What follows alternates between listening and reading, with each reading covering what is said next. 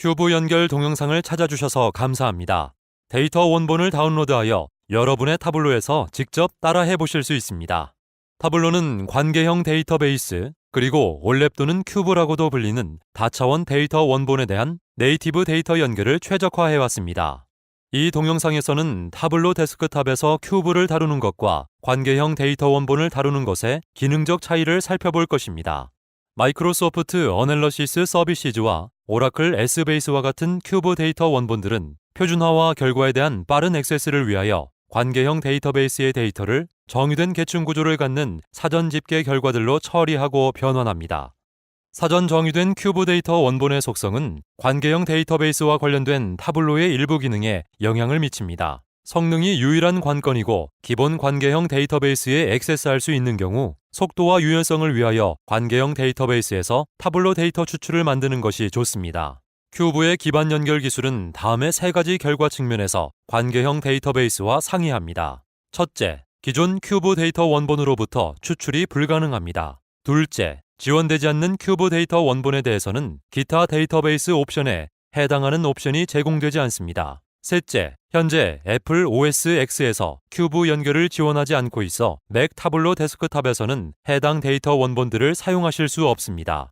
이 동영상의 모든 내용은 윈도우즈 타블로 데스크탑에만 적용됩니다. 타블로 서버 사용자들께서는 모든 웹브라우저에서 큐브 데이터 기반의 대시보드와 상호작용하는 데 전혀 문제가 없습니다.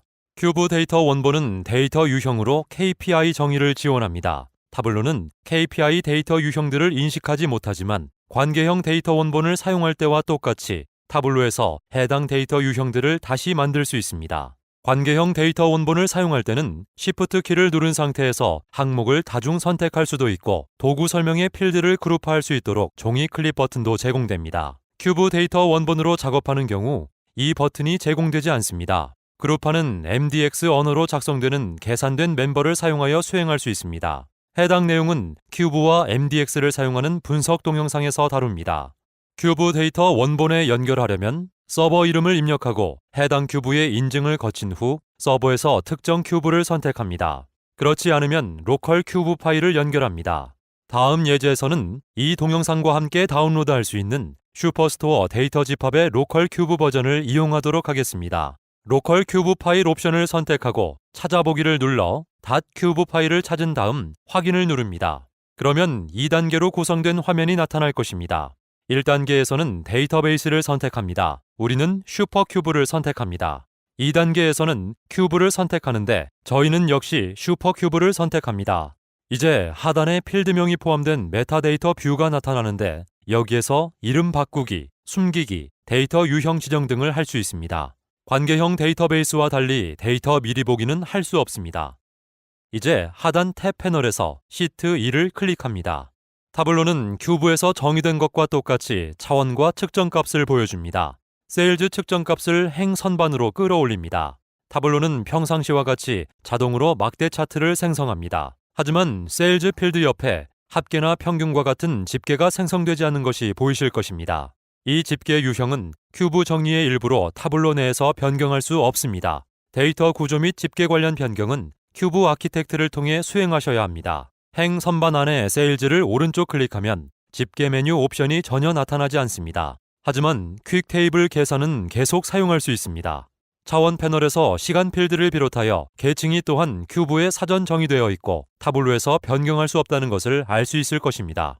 커스터머 지오그래피 계층에서 열 선반으로 리전을 끌어올립니다. 이 플러스 기호는 계층 드릴다운을 표시합니다. 이제 리전을 오른쪽 클릭하여 퀵 필터 표시를 선택하겠습니다.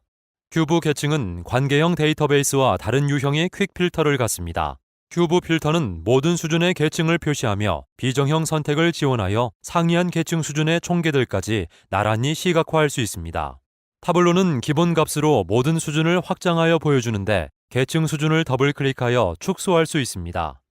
이제 필터를 제거하고 열 선반에서 리전도 제거하겠습니다. 그런 다음 시간 계층을 열 선반으로 가져오겠습니다. 이 예제에서는 캘린더 데이트입니다.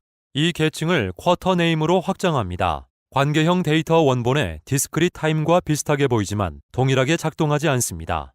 쿼터 네임만 남도록 이 열을 밖으로 드래그하면 분기들이 Q1에서 Q4로 축소되지 않는 것이 보이실 것입니다. 계층 수준들은 유지됩니다.